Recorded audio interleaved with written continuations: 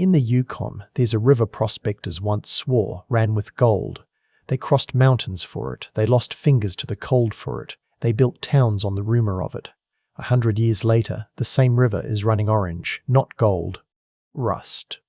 It happened fast enough that the people studying it almost missed it. They'd set up their monitoring gear in 2019, expecting maybe 10 or 20 years before they'd see anything worth writing home about. The water turned within 2 or 3. Pyrite has been sitting under that ground since long before anyone was around to name it. Sealed in frozen rock, kept away from air and water by ice that wasn't supposed to move on a human timescale. This spring, in dozens of places at once, that seal opened. What's coming up isn't just colour, it's acid. It's zinc, nickel, aluminum, and concentrations that would shut a mine down if a company had put them there on purpose. Except no company did this. The ground did. To understand why, picture what permafrost actually is. Ground that stayed below freezing for 2 years or more, in some places for thousands, and the literal foundation everything else in the north is built on. Underneath a lot of it sits rock full of sulfide minerals, pyrite among them. As long as the permafrost held, that rock never touched liquid water or oxygen. No reaction could start. The cold did more than chill the rock, it sealed it shut. Warm the ground enough, for long enough, and water starts moving through soil that used to stay frozen all year. That ground is called a tullik, ground that no longer refreezes in winter. Once a tullik forms, water reaches the rock, and the seal breaks, sometimes in more than one way at once. From there, one version of the chemistry runs almost on its own. Sulfide meets oxygen and water, and the reaction generates sulfuric acid, the same reaction you'd get from an active mine, only without a mining company anywhere near it. The acid pulls metals out of the surrounding rock and carries them downstream. That's why the water turns rust orange and carries toxic concentrations of zinc and nickel along with it. The other version has nothing to do with sulfide at all.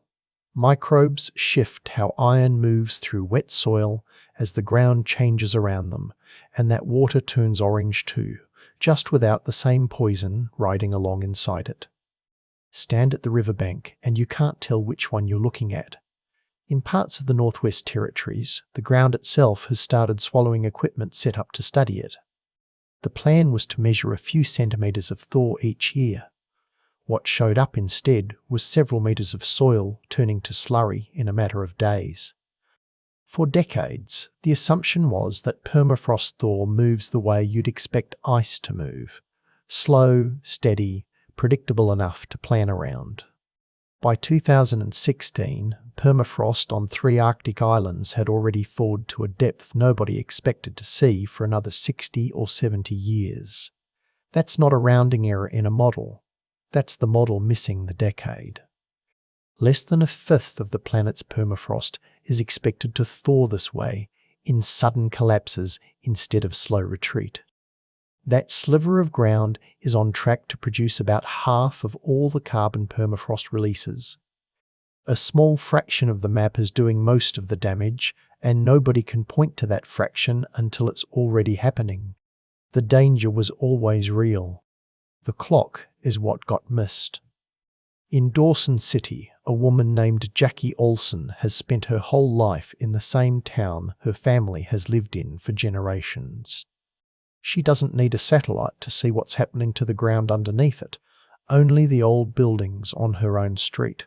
Some of them are leaning now in ways they didn't used to.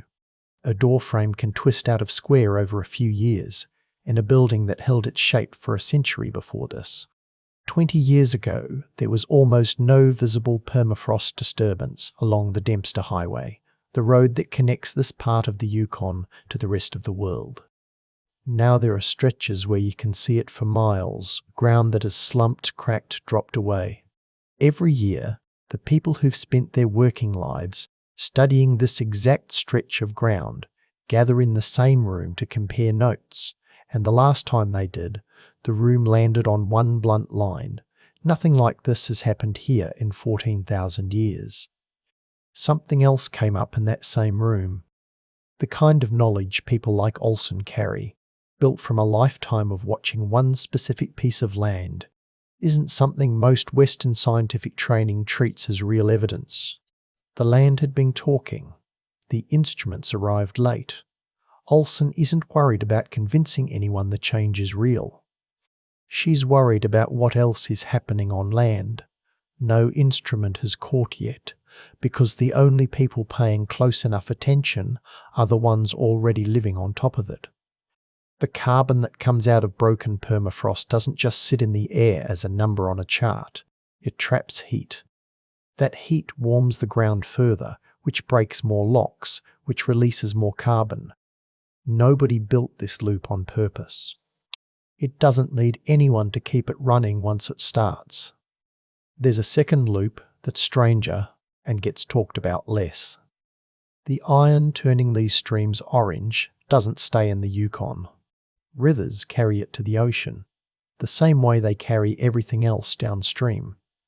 Out at sea, iron is often the one ingredient limiting how much plankton can grow, and plankton sits underneath almost every other link in the ocean's food chain. A process playing out in a handful of unnamed creeks is already changing how much iron reaches saltwater in ways nobody has mapped yet. 2 loops are running now, started by the same opened seal. One feeds the warming that caused it in the first place. The other feeds an ocean 1,000 miles from anyone watching it happen. Back in Dawson City, Jackie Olsen still walks past those leaning buildings most days. She isn't waiting for a research team to confirm what her own eyes have already told her. No one is going to tell you how many other seals like this one have already broken. That number doesn't exist yet. Most of what's been found so far turned up almost by accident. A research team standing in the one creek bed where it happened to be visible. A satellite analyst who noticed a single pixel change colour. But the first sign of this never came from a satellite or a sensor. It came from a woman noticing her own doorframe had stopped sitting square. Long before there was a number for what's happening under Canada this spring, there was someone standing close enough to it to feel it happen. That's the part worth remembering once the cameras and the researchers move on. The ground doesn't wait for permission to change, and neither does the person standing on it. Olsen already knew. The rest of us are just catching up.